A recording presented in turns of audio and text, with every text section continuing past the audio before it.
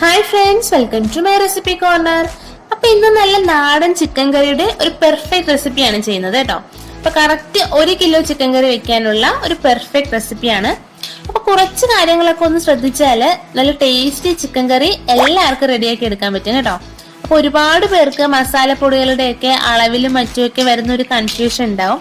അപ്പൊ പാചകം പഠിക്കുന്ന കുട്ടികൾക്കായിട്ടൊക്കെ ഒരു അടിപൊളി ചിക്കൻ കറിയുടെ റെസിപ്പിയാണിത്. വീഡിയോയിലേക്ക് പോകുന്നതിന് മുൻപ് തന്നെ ഇതുവരെ ചാനൽ സബ്സ്ക്രൈബ് ചെയ്തിട്ടില്ലാത്തവർ പ്ലീസ് മറക്കാതെ ഇപ്പൊ തന്നെ ഒന്നും സബ്സ്ക്രൈബ് ചെയ്യണേ. അപ്പൊ ചിക്കൻ കറി ചെയ്യാനായിട്ട് ഞാനിവിടെ ഒരു ഉരുളി എടുത്തിട്ടുണ്ട്. അപ്പൊ നിങ്ങൾക്ക് കുറച്ച് വിസ്താരമുള്ള ഏത് കടായി വേണമെങ്കിലും എടുക്കാം കേട്ടോ. ഇനി ഇതിലേക്ക് ഒരു 3 ടേബിൾ സ്പൂൺ വെളിച്ചെണ്ണ ഒഴിക്കാം. അപ്പൊ ചിക്കൻ കറി എപ്പോഴും വെളിച്ചെണ്ണയിൽ തന്നെ ചെയ്യാൻ പ്രത്യേകം ശ്രദ്ധിക്കണേ. ഇനി ഇതിലേക്ക് 1/2 ടീസ്പൂൺ കടുക്, 3 ഉണക്കമുളക് പൊട്ടിച്ചത്, 2 തണ്ട് കറിവേപ്പില, ഇനി ഒരു 25 ചുവന്ന ഉള്ളി ഞാനിവിടെ 2ആയിട്ട് മുറിച്ചത് ചേർക്കുന്നുണ്ട്. ഇനി ഇത് ചെറുതായി ഒന്ന് വഴന്നതിന് ശേഷം മാത്രം നമുക്ക് സവാള ചേർത്താൽ മതി കേട്ടോ.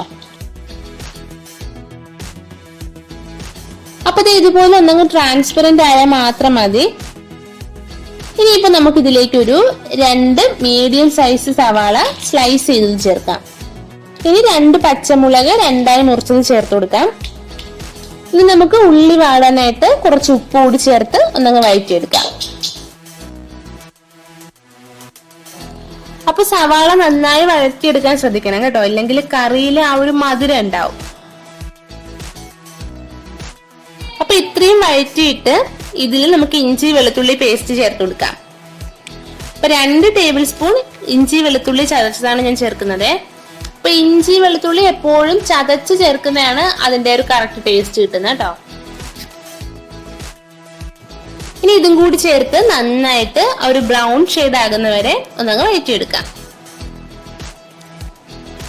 അപ്പൊ ഇതുപോലെ മീഡിയം ഫ്ലെയിമിലിട്ട് ബ്രൗൺ ഷെയ്ഡ് ആകുന്നവരെ നന്നായിട്ടൊന്ന് വഴറ്റിയെടുക്കണം. ഇപ്പൊ ഇനി ഇതിലേക്ക് ആവശ്യത്തിനുള്ള മസാലപ്പൊടികളൊക്കെ നമുക്ക് ചേർത്ത് കൊടുക്കാം. 1/2 ടീസ്പൂൺ മഞ്ഞൾപ്പൊടി, 2 ടേബിൾ സ്പൂൺ മുളക് പൊടി. അപ്പൊ ഇത് എരിവുള്ള മുളക് പൊടിയാണ് കേട്ടോ. അതുപോലെ 2 ടേബിൾ സ്പൂണിന്റെ അളവിലാണ് ചേർക്കുന്നത്. ഇനി 2.5 ടേബിൾ സ്പൂൺ മല്ലിപ്പൊടി. അപ്പൊ ഞാനിവിടെ മുളക് പൊടിയും മല്ലിപ്പൊടിയും ടേബിൾ സ്പൂണിന്റെ അളവിലാണ്. ഇനി 2 ടീസ്പൂൺ ഗരം മസാലപ്പൊടി, 1 ടീസ്പൂൺ കുരുമുളക് പൊടി. ഇനി പൊടികളുടെ പച്ചമണമൊക്കെ ഒന്നങ്ങ് മാറി നന്നായിട്ട് മൂത്ത് വരുന്നവരെ വഴറ്റിയെടുക്കാം. അപ്പൊ പൊടികളൊക്കെ നന്നായിട്ട് മൂത്ത് വരണം കേട്ടോ, അതൊന്ന് ശ്രദ്ധിക്കുക. അപ്പൊ ഫ്ലെയിം സിമ്മിലിട്ടിട്ട് വേണം മൂപ്പിച്ചെടുക്കാനും. അപ്പൊ ഇപ്പൊ പൊടികളൊക്കെ നന്നായിട്ട് മൂത്ത് വന്നിട്ടുണ്ട്. ഇനി ഇതിലേക്ക് 2 തക്കാളി മുറിച്ചത് കൂടി ചേർത്ത് കൊടുക്കാം. ഇനി ഈ തക്കാളിയൊക്കെ നന്നായിട്ടൊന്നങ്ങ് വെന്ത് വരണം.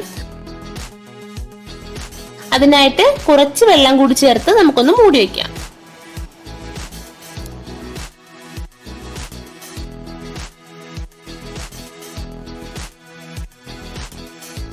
അപ്പൊ ഈ തക്കാളിയൊക്കെ നന്നായിട്ട് വെന്ത് വന്നിട്ടുണ്ട്.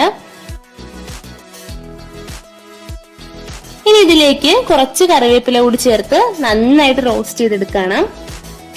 അപ്പൊ എണ്ണ ഒന്ന് തെളിഞ്ഞു വരണം കേട്ടോ, അതുവരെ നന്നായിട്ടൊന്ന് വഴറ്റിയെടുക്കാം.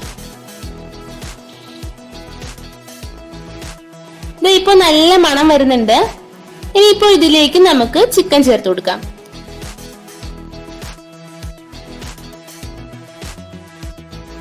ഞാനിവിടെ 1 കിലോ ചിക്കനാണ് ചേർക്കുന്നത്.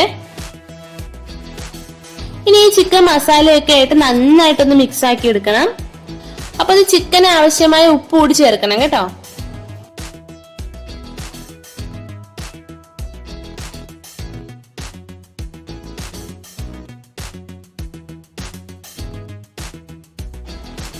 ഇനി ഇത് നമുക്കൊന്ന് മൂടി വെക്കാം. ഒരു മീഡിയം ഫ്ലെയിമിൽ ഇടാൻ ശ്രദ്ധിക്കണം കേട്ടോ.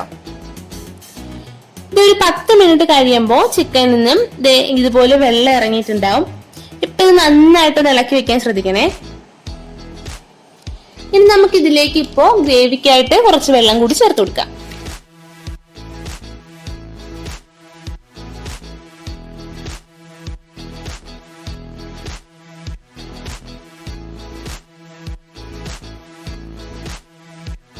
ഇനി കുറച്ച് കറിവേപ്പില കൂടി ചേർത്ത് ഒന്നങ്ങ് മൂടി വെക്കാം.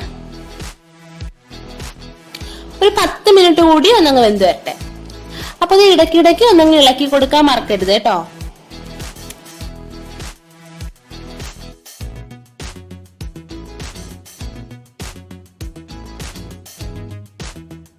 അപ്പൊ ഇത് ഇപ്പൊ ഒരു 20 മിനിറ്റ് കഴിഞ്ഞിട്ടുണ്ട്. അപ്പൊ ഇത് ചിക്കനൊക്കെ നന്നായിട്ട് വെന്തിട്ടുണ്ട്.